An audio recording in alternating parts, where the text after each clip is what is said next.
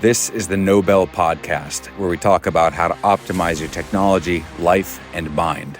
We're joined by special operations veterans, entrepreneurs, investors, and others who have overcome difficulty to make it to the top of their craft by staying in the fight. All right, let's rock and roll. So, what is your name? Tim Fallon. Where did you grow up, Tim? In Long Valley, New Jersey, which is in northern New Jersey, like up in the Watchung Mountains, so more in the west of the state. Were you troublesome as a kid? Did you get into a lot of trouble? No, I wasn't really. I think, pretty easy to manage. Maybe my parents would disagree, but, there was never any flashing blue lights involved. What did you do? Did you do sports, hobbies? What was it like? I did some sports, but mostly track and field and golf and stuff. I never really did the heavy hitting sports like lacrosse and football and such. I think that was, I just didn't really want to give up my summer, especially for football. Once I heard they had to show up in August, I was like, well, I'm not doing that. Right. So, what was the earliest age you had in your mind when you wanted to join the Marine Corps? It was always a part of our family. So my grandfather was in the 82nd Airborne, and then my uncle was in the Marine Corps. Seeing all the military equipment and all that stuff when I was a little kid, so I always thought that was great. I think really what brought it from being something that was foggy to something that I really wanted to do was 9/11, right? And of course, a lot of people say that, but I'm just from northern New Jersey.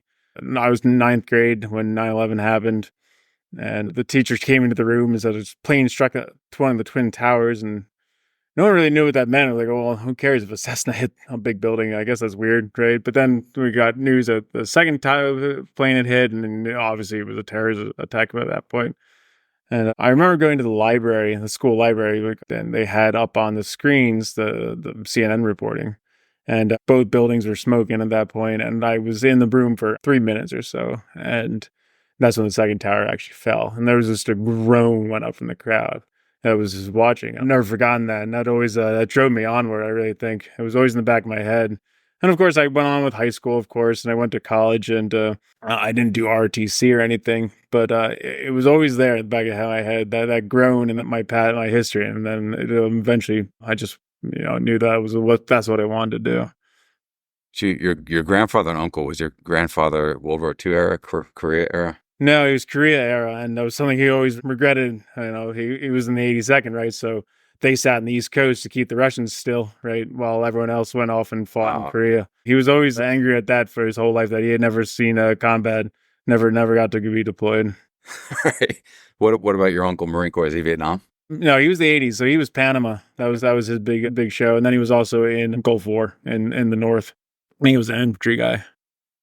So you chose the Marine Corps. Remember 9/11 in ninth grade. You felt what you felt. Why did you pick the Marine Corps, which is often the most advanced combat arms? And then why did you pick infantry Marine Corps on top of it?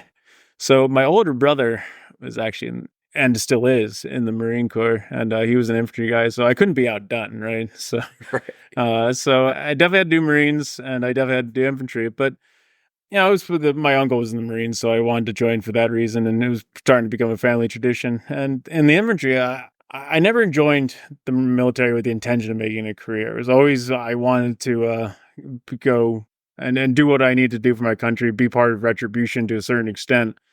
But I wanted to go where the fighting happened, right? I wanted to be at the tip of the spear. I wanted to be actually on the ground and swinging blows, right? So it was always infantry. I remember walking into the OSO's office, the Officer Selection Officer's office, and they said, "Would you like to do that?" And they pointed at a picture of an Apache. I guess it was a Cobra, actually, because the Marine Corps is poor and only has Cobras, and it looked really cool. It was a great photo, but I was like, no, that's not what I want to do. I want to get out there and really do the real work. I've heard a lot of people say, a lot of different reasons. I usually say revenge. And I think that kind of, there's something weird about that, where that draws an emotion out of people. So retribution, which is more or less the same thing. I respect it. But I also was an East Coast guy, so I could see the World Trade Center from my school as well. So yeah, and we were close enough. We had plenty of kids. Their parents worked in New York. There's one family that lost someone that day, one of the kids in the school. So yeah, it was definitely close. So yeah, there definitely was that measured thought of retribution. So you did that. You picked Marine Corps infantry. You obviously got your degree. What made you go the officer path instead of enlisted? What was your thought process?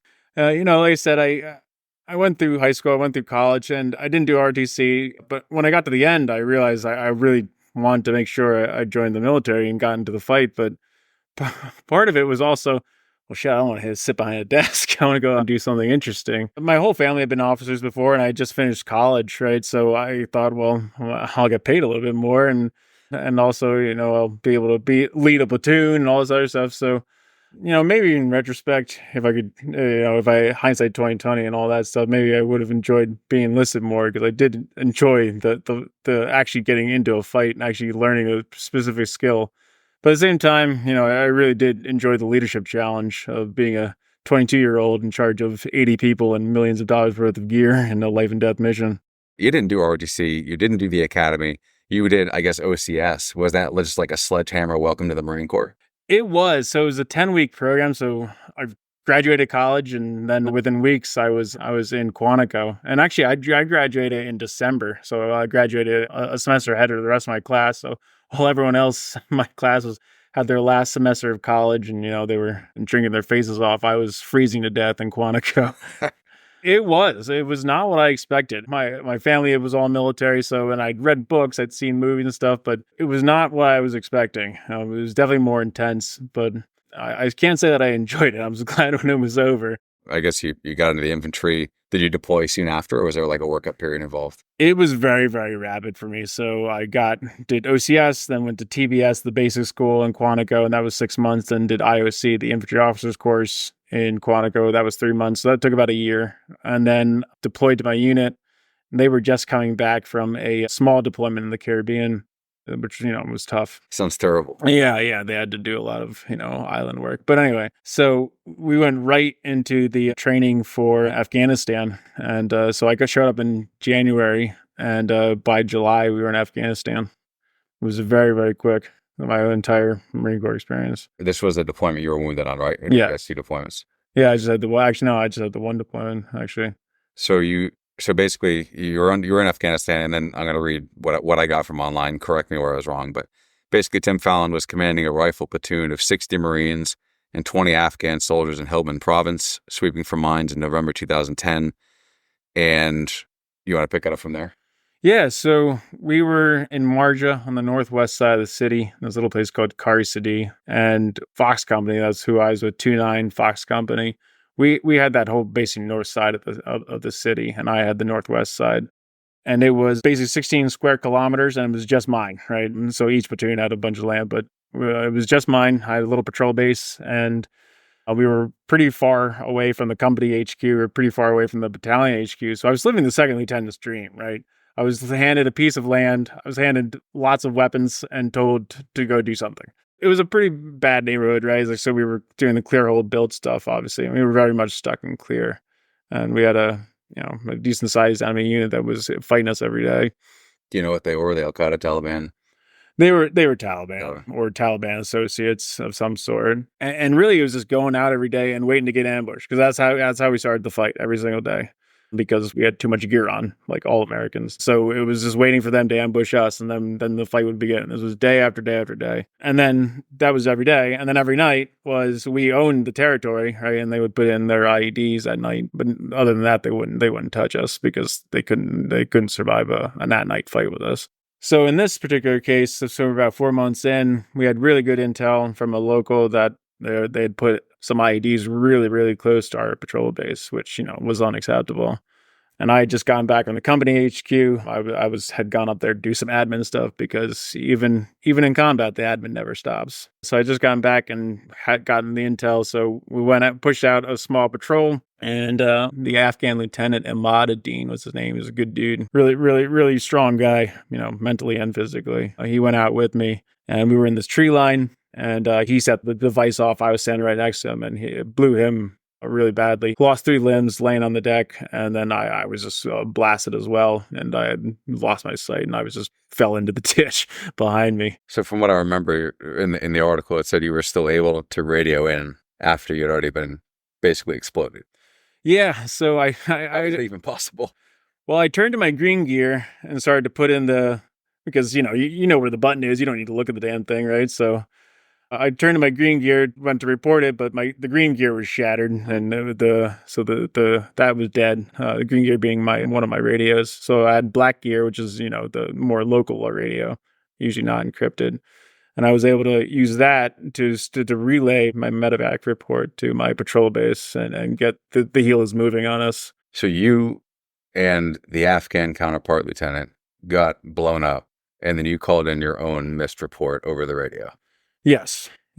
I used my night patrols as chances for my really young guys to lead patrols. And when things went south, I decided to put in my own reports. I don't know if I'd be able to do that. You say that, right? But this is all in front of me. It's like, well, this is what I need to be doing right now because things went very dark, and I'm going to need help real quick.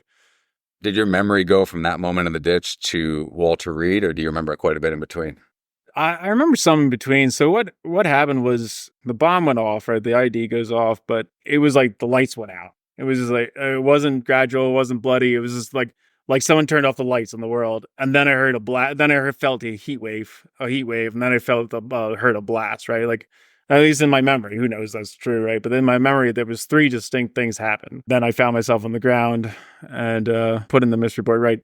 But I never lost consciousness. The ID was basically directly under me, but they buried it way too deep. So the dirt absorbed most of it, and what kinetic energy went straight up, and I just kind of got peeled off on the edge, right? And everything went up my chest and blew my helmet and my glasses off, and obviously perforated my eyes. So I call in the misreport.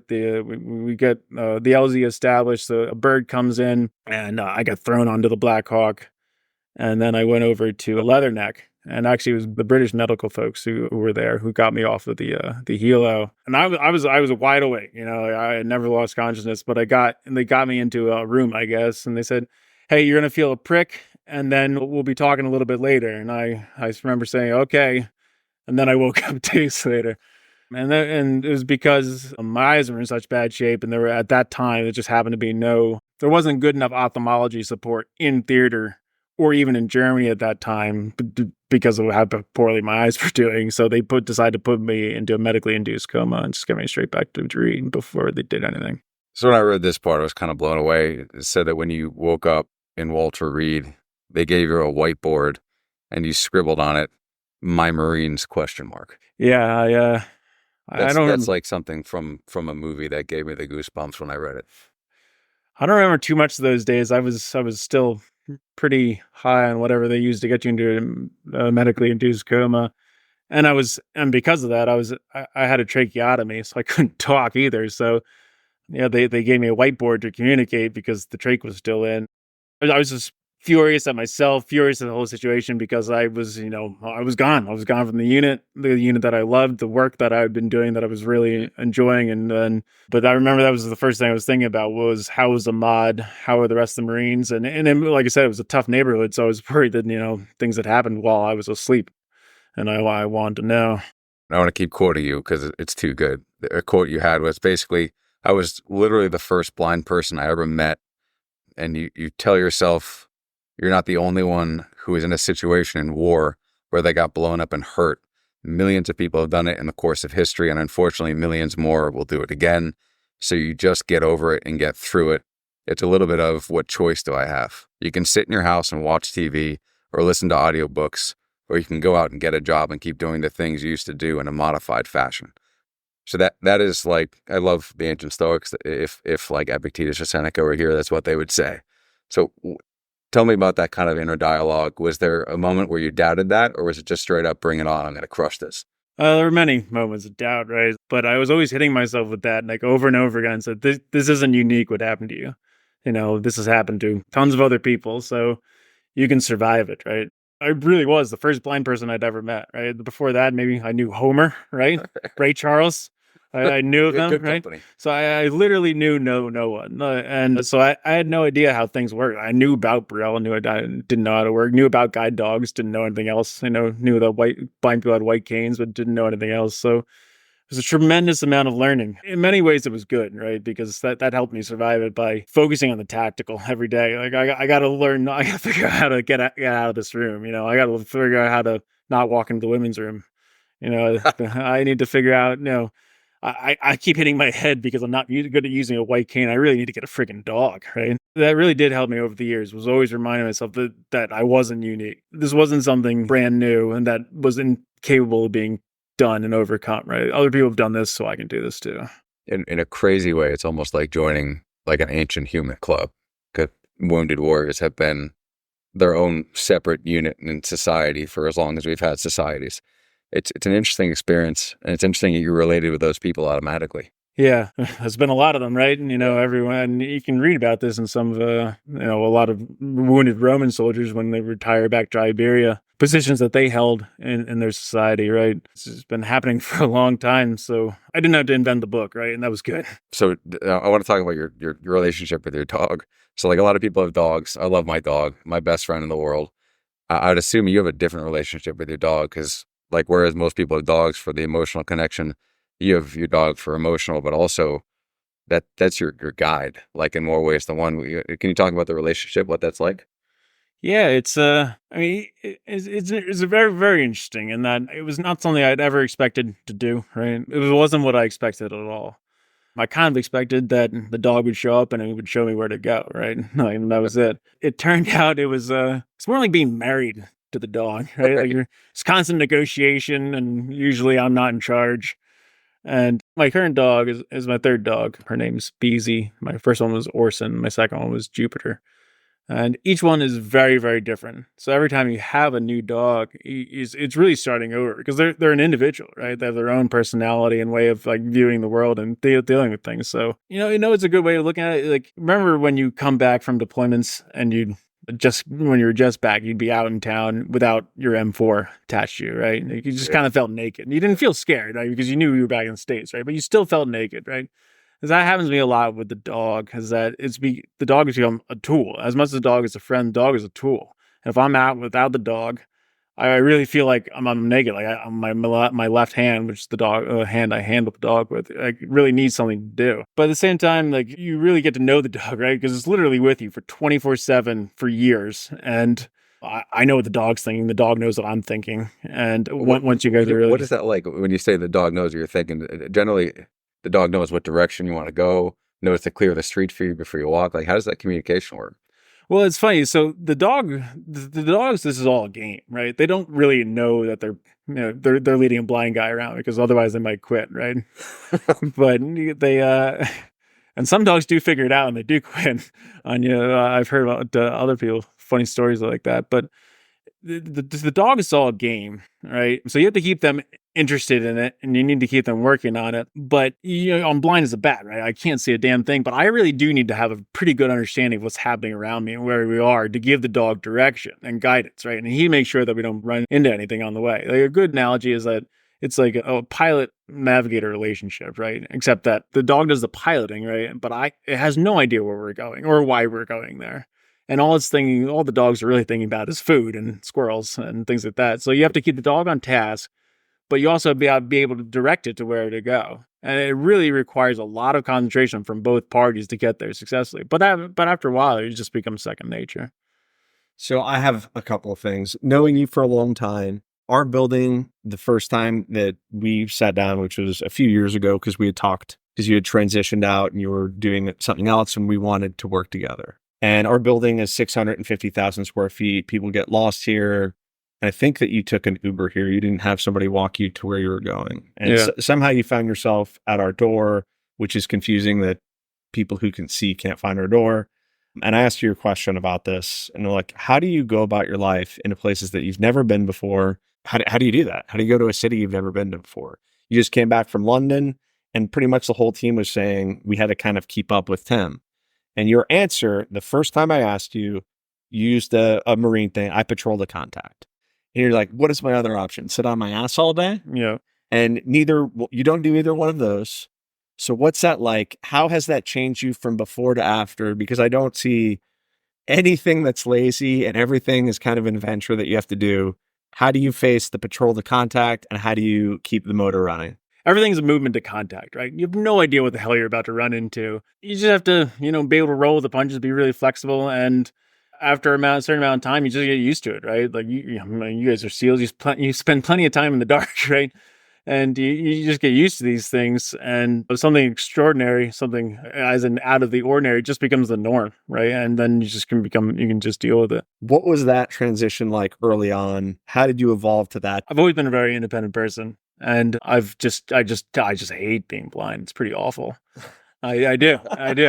And so because I require people's help, whether that's an Uber driver or, figuring out where something is in a grocery store, till this day, I always have to keep my fury in check about that kind of stuff. But, in many ways, it's a good thing because from very early on, it forced me to get just to go out there because I couldn't wait an extra 5 minutes for someone to help me out or I just didn't want it. Right. And I've gotten horribly lost many, many times. I'm usually lost, in fact. And I've been in very interesting situations. For instance, I was once trying to walk down the street and there was a guy, he grabbed my arms. Hey man, let me help you out. I was like, dude, get away from me. And he's like, no, let me help you out. I was like, no, I really don't want your help. He said, look, I get that, man, but you're in the middle of the street. You're going to get hit by a car. And kind of how my thought has always been like, well, what's the worst that can happen, right? And especially when I got the dog, I can usually trust the dog to keep us from dying because the dog has a strong Darwinistic impulse too, right? It doesn't want to die either. So it usually keeps us from getting into too much trouble. A Darwinist instinct. That's good. So you also apparently figured out how to ski while blind. You want to talk about that? Yeah, I grew up skiing. I always loved skiing. And then, I don't know, a couple of years after I went blind, so I heard got blind skiing. I was like, that sounds like a terrible idea. I should do that. So I probably do this once a year, a couple of times a year. I really enjoy it, but it's also pretty terrifying. But I keep doing it anyway.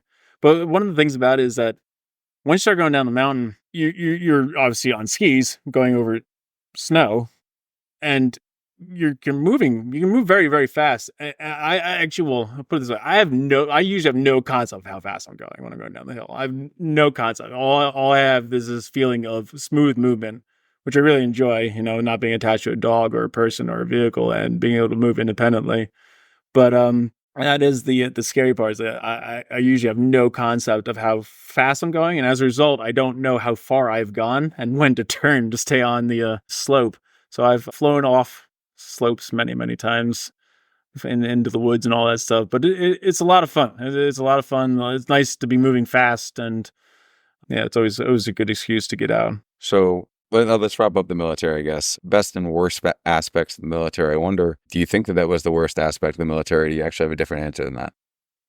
No, the worst aspect of the military is the bureaucracy, the endless paperwork. Yeah. So the blindness is less than the bureaucracy. Bureaucratic paperwork. Yes, in my humble opinion.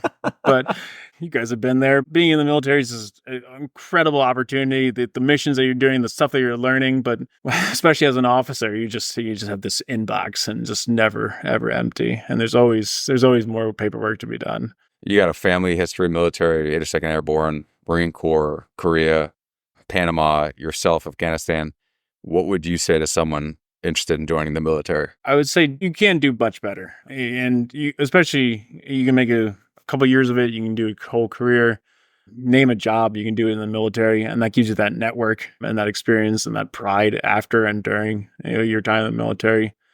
But one thing I do have said, to folks is like, remember that you're getting into something that's true, real, right? It's not a movie. It's not a book. You can be maimed. You can be killed. You can know people that can be maimed, that can be killed. So if someone's going to ask me if they should join the military, I generally say yes, right? But know that what you're getting into is real. So you have a family, you have wife and kids. Yes. Were you married at the time? No, I was not. I pulled a typical E3 and proposed to my wife, my then fiance, and then went on, then got on a plane and went to Afghanistan. Tell me about what that experience was like for, I guess, your fiance at the time. And then knowing that you went through this, now you have kids. Now the fruits of life you get to enjoy. I don't know how she got through it, to be honest. I think that in many ways it's more put on the family members and especially her, the fiance, because at least I had the concentration of, I got to get better, right? I have to learn things and so on and so forth. But her, she's sitting on the side of it and can't control it as much. But I couldn't have done better in life with her because I'll give you a story. When I was in Walter Reed, we were in the hospital room. I'd been there for a few days at this point. And I said to her, I'm thirsty, right? And she said, okay, is there water in here? She said, yeah, it's over by the sink. I was like, oh, can you get me some? She said, no, you can go get it. Oh, yeah. It's like, well, shit, that's gonna okay. So she really did force me down the road toward getting better, right? And it really has, and it's been like that ever since, right? And she's always been pushing me to be a better person, be the most I can be, right? And so there were dark times where I got through because of her, and so obviously we got married and have kids now, and that's been really interesting. I love having kids, but one interesting thing about being blind and having kids is that I have no choice but to give these kids enormous amounts of freedom, like to be outside and stuff. I literally had the choice of putting my kids on a leash, like literally a leash when they were little, or teaching them and trusting them to stay on the sidewalk, right? And to my mind, I wasn't going to put a kid on a leash. That's not I don't think, good precedent to set in the kid's life, right? So from an early age, these kids have been able to had enormous amounts of freedom, and I think they've learned a lot from that. But also, it's made me, trust them, right? I have to do a lot of pre-plan. I have to do a lot of thinking about where we're going, what that situation is going to be like, and so on. But making sure that my kids are part of that, right? And we're thinking about this together because dad can't see a damn thing, and might need your help, or dad might get lost or whatever. I think it's also funny because what's the old joke about the second lieutenant who's always getting lost? Well, that's me for life, right? I'm always wandering off in some direction. How old are your kids now? My oldest, he's a boy. He's 10 years old, and then I got 2 girls, 7 and 5. Do they ever mess with you? No, they can get away constantly. Yeah, no, they are not. They're not dumb. They know exactly what dad can and can't do. So, well, I think that there's often extra desserts taken. There's often no, dad doesn't know what I'm doing, so I'll go do what I want and that kind of stuff. But they also don't realize I know more about what they're doing than they think I know. Right. They'll figure it out 20 years from now. So you knew you weren't going to do a career when you went in. What were you intending to do when you got out? And is that what you ended up doing anyway? I had no plans beyond the Marine Corps. I didn't want to make a career of it, just did for various reasons. And I kind of wanted to get out in the world, but no. So yeah, but to answer your question, no, it wasn't nothing I did was what I kind of intended to do past the Marine Corps. So after I was wounded, I went to Walter Reed, and I was, at that time, the Marine Corps was offering you the chance, hey, even if you're wounded, badly wounded, we will find you a place in the Marine Corps if you wish to stay. And I kind of thought about it, but at the end of the day, it was, if I can't lead a Marine Corps platoon in combat, like, I don't want to do this anymore, right?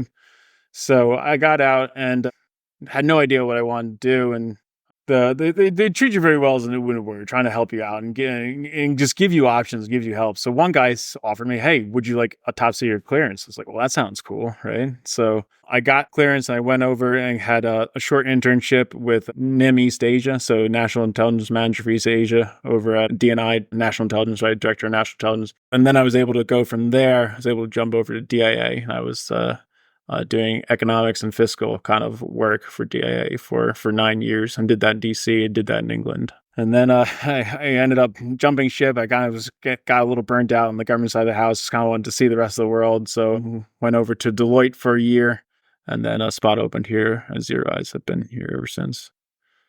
Typically, when we talk about transition from the military, it's like the psychological difficulty of going from a military culture to a civilian culture.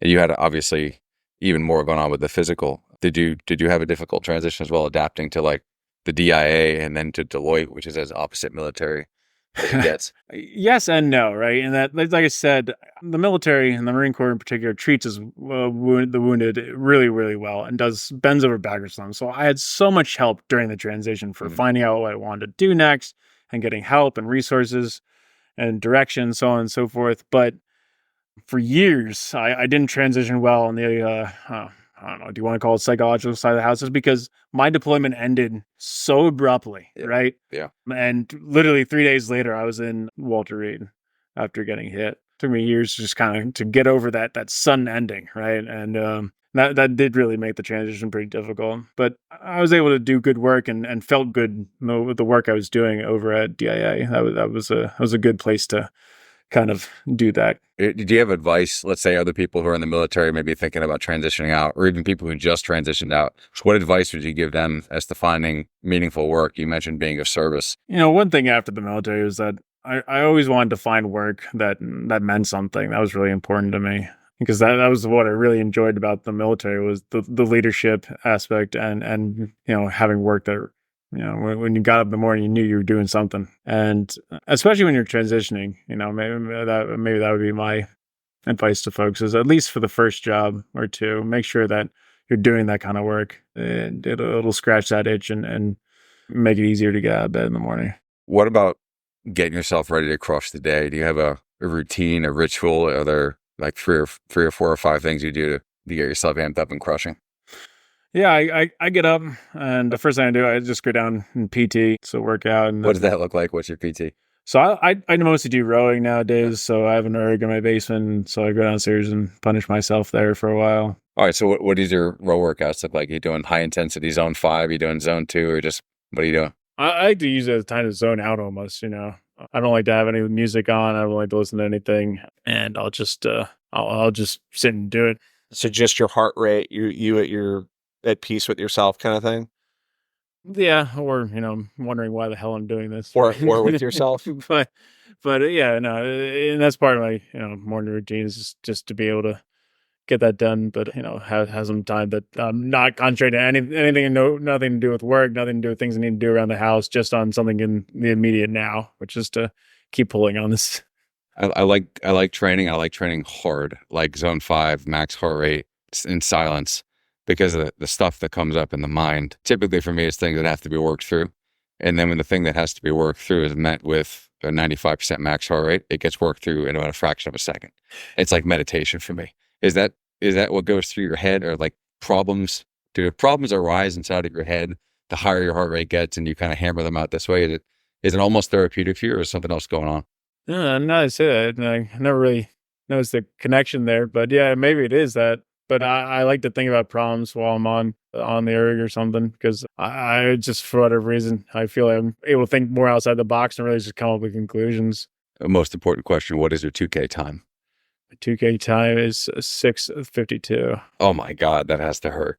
Yeah, I'm trying to get it further down though. Sub 7 is the standard, I think, for the row erg, I think. So morning routine, you do that, you crush a row. What do you do after that to get ready? And then I stagger upstairs and drink coffee and work until the kids get up. Then they're in charge for a while. What about end of the day? How do you pivot away from work mode? Do you have a routine and a ritual to be there with your family? I do. I've gotten pretty good about that. And honestly, part of it helped when I was with DIA, right? When you went home, it was literally illegal to take work home, right? So when you got home, it was all family and all the other stuff you do, right? Like, I'm in the habit of it, and here I've been pretty good about trying to stay with that as the kids grow and as I have more and more work pile up, which is a good thing. Toward the end of the day, my youngest will come in and she's like, "Dad, are you almost done with work?" I'm like, "Yeah, I'm almost done." And then 15 minutes will go down by, "Dad, are you almost done with work?" "Yeah, I'm almost done." And then eventually she'll just crawl onto the chair and, just sit in front of me until it's okay. I guess I'm done now. And close the laptop and leave the cell phone in there. You get a lot of work done in a short period of time. How do you get your best work done? How do you get into a flow state? The best way for me to do that is just to lock myself in a room, and then I put on some music, and then I can just stare at it and really just zone out into it. How do you process information? So I see you do it, but I'd like you to explain through. Just like, I get in the zone and I stare, but you're not staring, you're listening. So Yeah, how do you go through spreadsheets? Describe what that process is and how you learned it. How do you go through an Excel spreadsheet? Well, maybe counterintuitively, but spreadsheets are actually the easiest thing for blind people to use, because everything's in a discrete cell, right? And so it's really easy to navigate it and get an understanding of what's in there. So how I use computers, I use machines. I use a screen reader, which is what it sounds like, right? A good rule of thumb is if you can highlight it with your mouse, I can read it with my screen reader. Although OCR capabilities have taken off dramatically over the past 5 years, even, so that's even not really a rule of thumb anymore. But I just had to relearn how I dealt with computers, right? And it can be very clunky at times because basically a screen reader sits on top of a GUI, which talks to the operating system, right? So you're still trying to deal with everything through a GUI interface, right? But just with the audio input and cues instead of visual ones. But you get it after a while, and I'm just able to, over the years, that's what the program looks like to me, so to speak, right? Is all these audio cues and then all these keyboard commands that I use to integrate with it, and you just get used to it. And as the things that it's the same as staring, really, in terms of what I'm doing mentally, right? I'm just able to just drown deep in the data and what I'm actually working on, but it's all just visual audio. What about, just two fun questions? Do you have a couple books that have changed your life? Yeah, my favorite book in the world is Master and Commander. I didn't know it was a book. I only know the movie. It's a series. Oh, that's awesome. Yeah, it's like 20 books or something. It's a fiction series or like a nonfiction series? No, it's fiction. It's fiction. Wow. It's a big series, yeah. I've loved that movie. They're all really good, but the first one is outstanding. And it's what I explain to people is Jane Austen with canon, right? Because it's as good as her writing, I would say, and it's her witticism is that era, and really Patrick O'Brien, the author, does a great job of commanding the people and the history and the language of that era. But then there's canon, so it's just awesome, right? So that's my favorite book, and I've probably read it once a year. The Sun Also Rises by Hemingway. Nice. And I've always loved that book. Even on first time I read it was in high school. But when I showed up at my patrol base McKelney and Marja, we were ripping out with 3.6, there was this hopelessly tattered copy of it there. And I picked it up and just read it while I was there. And it's always stuck with me ever since, that the character in there suffered great wounds, and I think his was worse than mine, quite frankly. That's always stuck with me, especially when the scene where he goes fishing in Spain. Ever since being, blinded by self, I've often come back to that. Like, well, he was still able to find peace and something that he loved in the fishing, right? He was able to go down to the tactical level, as we might say, and really just enjoy that process, right? And be able to forget what happened to him. I've found that with woodworking and with kayaking and some other things. I really enjoy just to put myself deep inside of that. And then, I can for a long time forget about the world. There's a similar vibe between the Master and Commander book and then the Hemingway book. What would like a third book be along the same lines or something radically different? You know what? This is going to be, again, military nerdy, but I like Clausewitz. I like reading On War. There's so much in that, and it's one of those books that's often quoted and seldom read. And there's so much more to that book than some stuff that people put up on a whiteboard in front of a military class about friction, right? And there's so much more than being pulled out of that, and I do enjoy reading that and rereading that from time to time. One time, a guy described how he controls an air stack as a symphony. That he's controlling a symphony and he doesn't know when it's there, but it's all in his head. So he listens to it and it's all auditory. And I thought that was kind of like a beautiful description on how you do that. There is this idea that your senses probably increase more than others in terms of that. Do you feel that it's more increased or there's just a focus there? I think it's just the focus. I mean, apparently medically, your other senses don't actually improve. You just pay attention to them more, right? Because, I don't have vision, right? So I'm much more keen on actually listening or paying attention to the smells that I'm getting and so on. So those all become important cues because, I've lost the visual one. Do you notice that difference, or it's just such a different world to view and a way to take things in?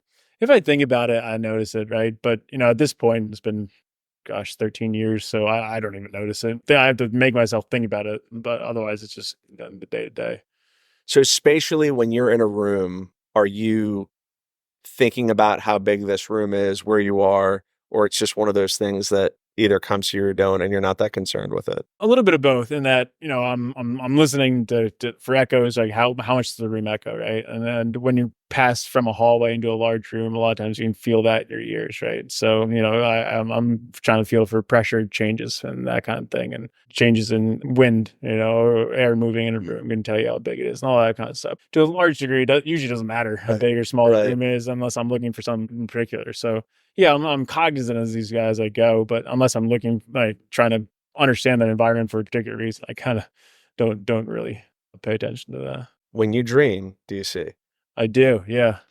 I do, yeah. And It's funny, like I'll dream with my kids in a dream, right? And they'll be kind of given faces that I can't actually recall, and I wake up, right? But it's funny that things that happen to me, when I'm dreaming, or even in memory, of like false memories of visualizations from an event, right?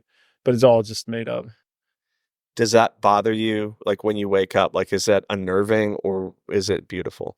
I often find myself trying to recapture that, like, oh man, what did Jake look like in that dream? But most of the time, it just fades away so quickly. Now, going blind later in life, having all that experience, do you think like that is better or worse? I mean, you remember what seeing is. Yeah, I had 22 years of vision, and I'm very much grateful for that. I know what the world looks like, right? When people are describing things to me, I can visualize it very, very quickly and easily.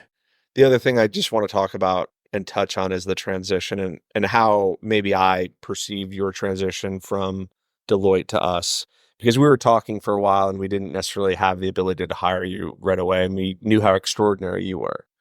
And we thought, for Sam, I'll speak on me, but coming together and working with veterans showed meaning to me, because let's say you go through your life and you're depressed or whatever it is, that I felt like I was working at a big company. I was working at Amazon and it was depressed. It didn't fulfill the need for a mission greater than myself.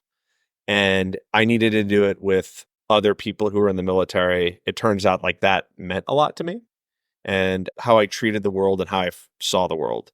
When we saw you at Deloitte, I don't think that you were unhappy necessarily, but I think iron sharpens iron and we sharpen each other. And it's awesome to be with veterans to do that.